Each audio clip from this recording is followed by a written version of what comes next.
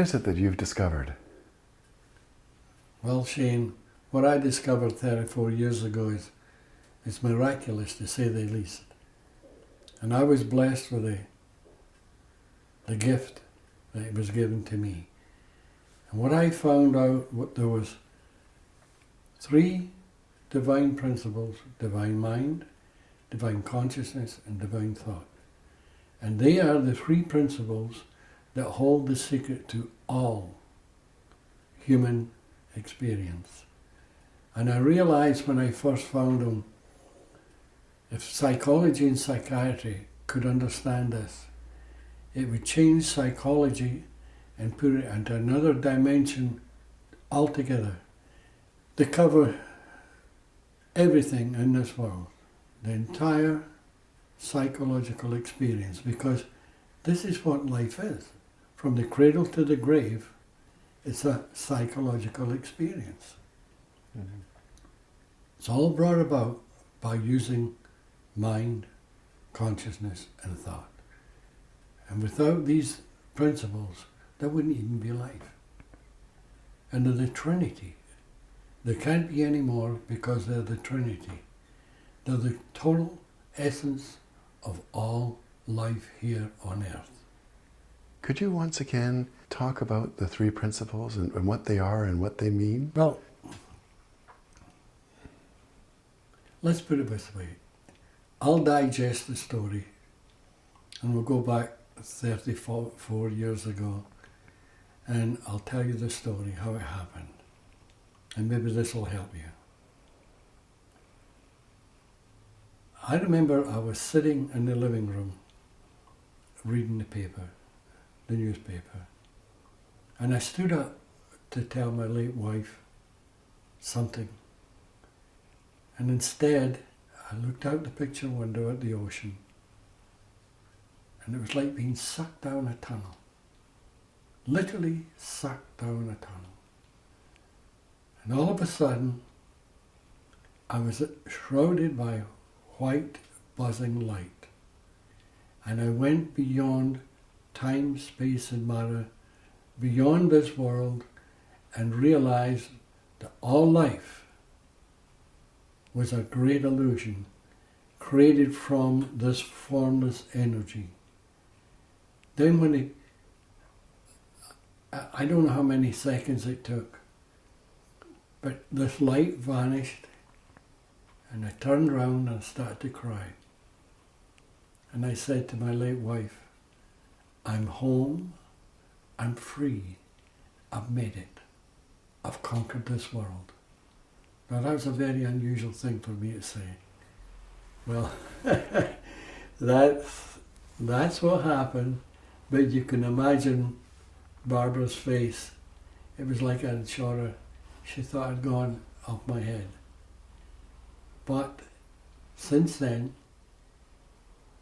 everything I said has become a fact. I know it sounds strange. As a matter of fact, when I first found this, 3 days later, I went back to my work. And unknown to me, I changed so much that nobody knew me. My voice was different, my face was different, the way I talked was different, the way I acted was different, and I never realized it. But one thing I did realize, and it was interesting, is when I went back into the work, there was maybe 400 people, I saw every single one of them working from these principles. And if they were using those principles negatively, then they were unhappy people, or sad people, or disturbed people. And the ones that were using them in a positive way, they were the happy ones. It's because those principles, how you use them, dictates your whole outcome in life.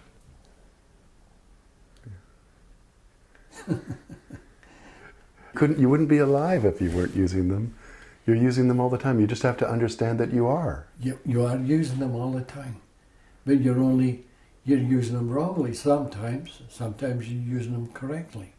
But if you know what they are, then you can go around and change your life.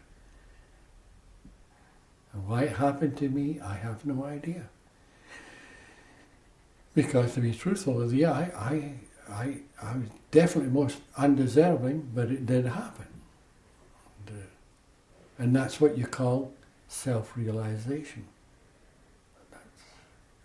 You realize how you are connected to this world. You realize what some people call the oneness of life. You realize that everything becomes from a divine, formless, spiritual energy before creation. And when this formless, divine energy takes form, we call it creation. But if you go further, the whole world is an illusion. The second we leave our mother's womb, we start using those three principles, mind, conscious and thought, to see creation. The second we do that, we're into our intellect and we lose this wisdom that was deep in our soul before birth.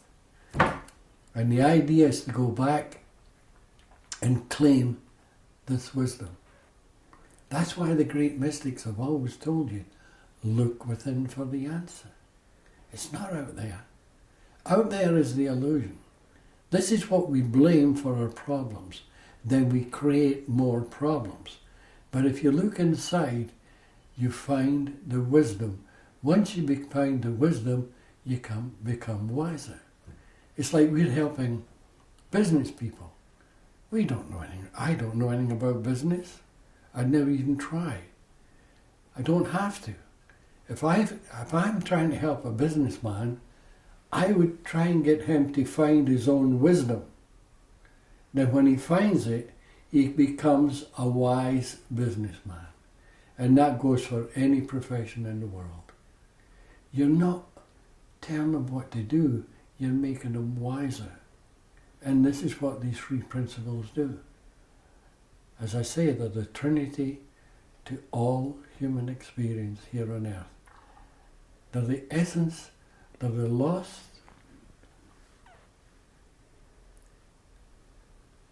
secret that the psychologists and psychiatrists have been looking for since day one.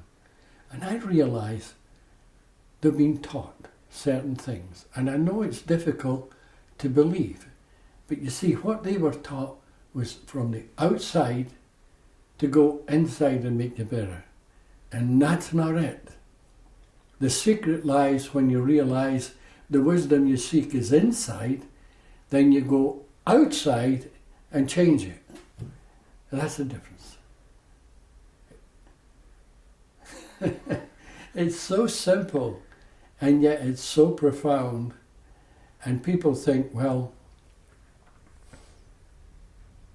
I know all about mind, conscious and thought because intellectually I can see it.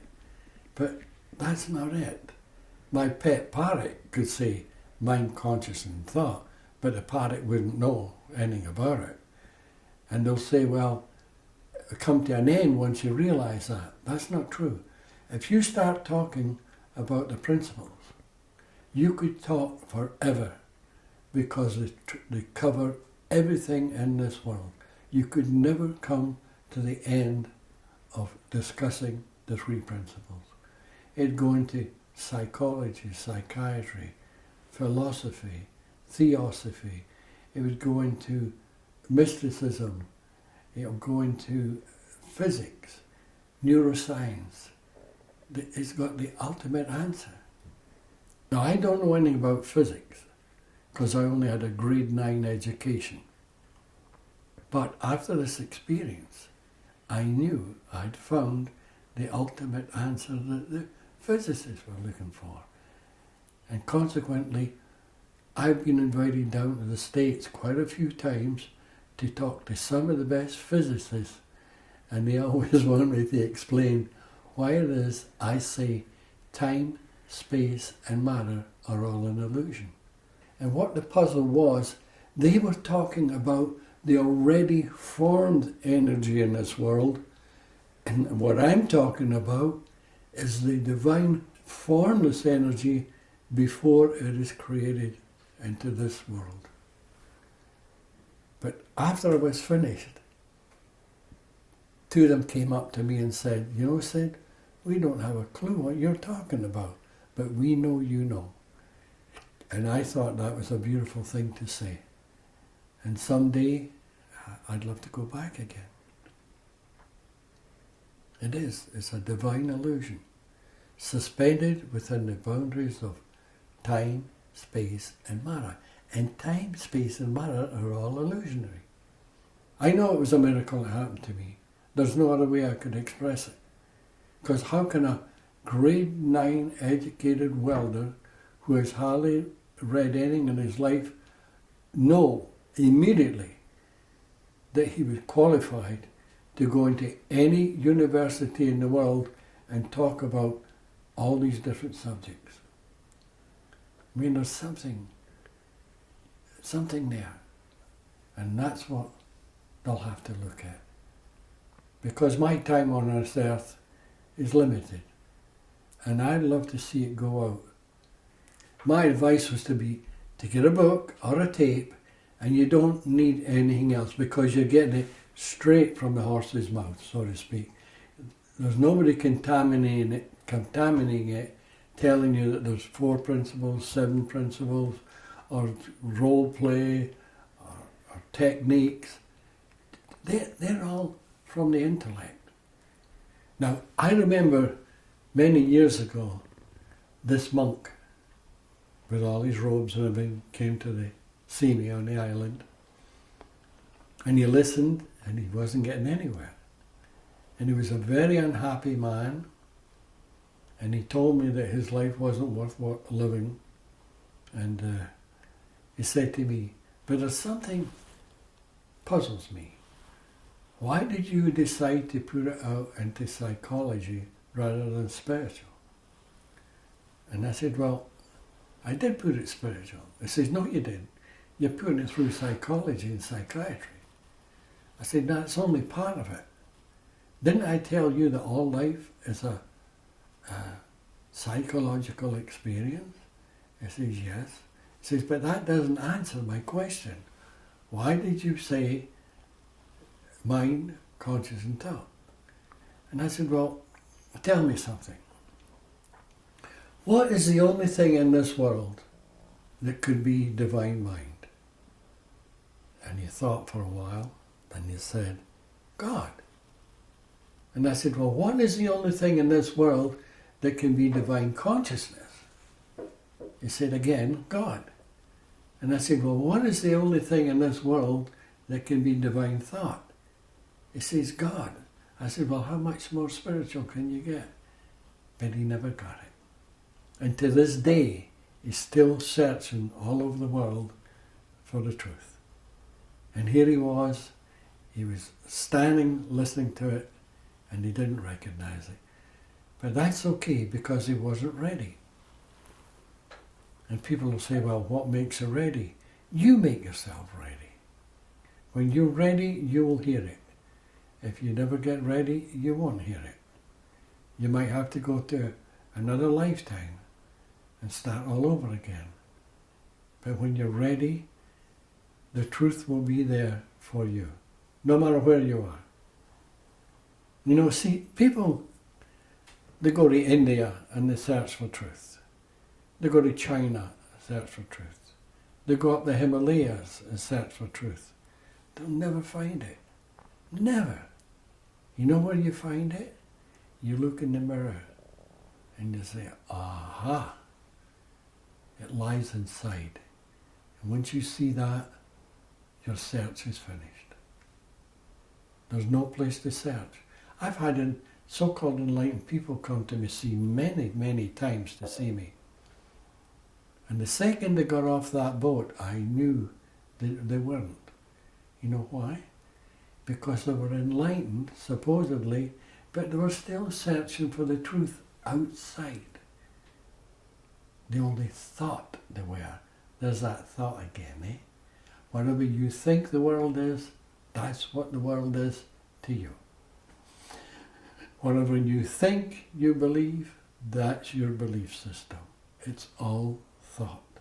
If you think you're a sad person, you're going to be a sad person. If you think you're a happy person, you're going to be a happy person. The thought creates the deeds. How have you seen this philosophy of these principles reach out and change the world already? Or have changed thousands of people's lives. Personally, I've seen hundreds of people change before my eyes. People that were neurotic, psychotic, that were bulimic, anorexic, all different kinds of things. And I've seen them all change. And more than that, the beautiful thing is, it changed a lot of therapists throughout the world. And when they found this, they threw away all their old training, started to work with the principles, and they started to see miracles in their offices. They saw cures that they never thought possible. People who have been in therapy for many, many years and told by the psychiatrists and psychologists that they would never be mentally healthy. And quite often they go back to the therapist and say, I don't need you anymore. I just read this book, or I just listened to this man called Sydney Banks. And they'll say, that's impossible. And they want to give them more treatment, but they'll walk away. Do you know what's happened? Because they have jumped ahead of the therapist. And this is how powerful this is. And this is why I say, if the therapists of the world ever really start to take this, there'd be healings all over the world. I've been in a jail where there was 300 people, and every single one of them was carrying that book, The Enlightened Gardener. And I heard so many stories, it was unbelievable. I heard one story. Now this girl wasn't in jail, but I met her there because she's now a teacher. And her story was fantastic. When she was young, a young lady, she got abducted by a policeman. And she got tied up, she got raped, she got beaten. Now finally the police found them and she was released. But then she had to go for medical help for quite a few years. And she was in and out of hospitals. She had every kind of treatment known to man. And she showed me a letter where the hospital sent her, signed by a psychiatrist, saying that she would never be mentally healthy and she'd need help all her life. Now when I walked into that jail, she came up to me and she hugged me and thanked me, and really I didn't even know what she was talking about. But then she told me the story. And I'll tell you something, it was unbelievable. And that lady now is so healthy that she's become a teacher. She teaches the 3 principles to other prisoners. And all those therapists that have changed, they've told me that what they were doing didn't work. And now they're thrilled.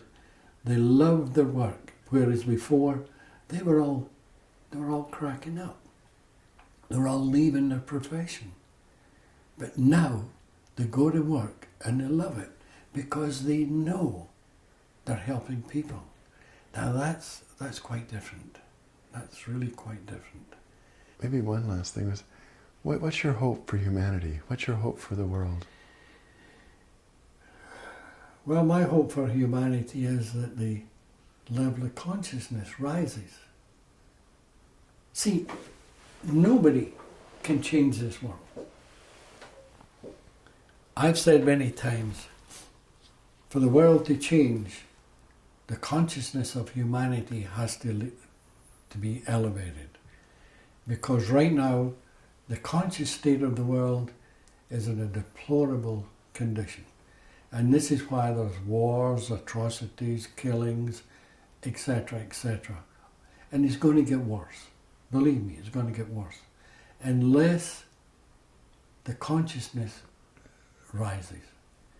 And I've had therapists that will argue with me and say, hey Sid, just a minute. We've had conscious raising seminars for years and they don't work. No, they didn't. They weren't raising the consciousness. They were telling you what you do with your consciousness. And if you ever realize the difference between what you do with it and the true nature of consciousness, then that elevates you, your consciousness. Then when you look out into the world, it looks different. And that's what people have to do in mass, is lift their level of consciousness, they look outside and see a different world, then their world will change.